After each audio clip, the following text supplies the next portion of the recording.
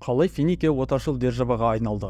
Біздің заманымызға дейінгі бірінші мыңжылдықта жерорта теңізінің көптеген бөлігін өзіне қаратқан және 300-ге тарта қала мен кенттердің негізін қалаған финикиялықтар. Финикия жерорта теңізінің шығыс жағалауы, Ливан мен Сирия жерінде орналасқан ежелгі мекен. Финикиялықтар жерорта теңізі жағалауларын иемденіп, онда Тир, Сидон, Библ секілді қалалар тұрғызады.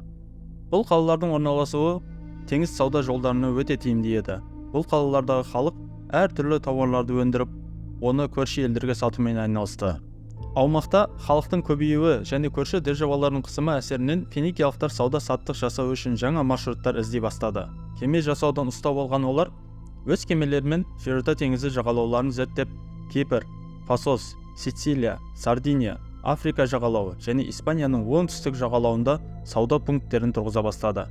Ең алғашқы колониялар Африкадағы Утика және Испаниядағы Кадис қалалары болды.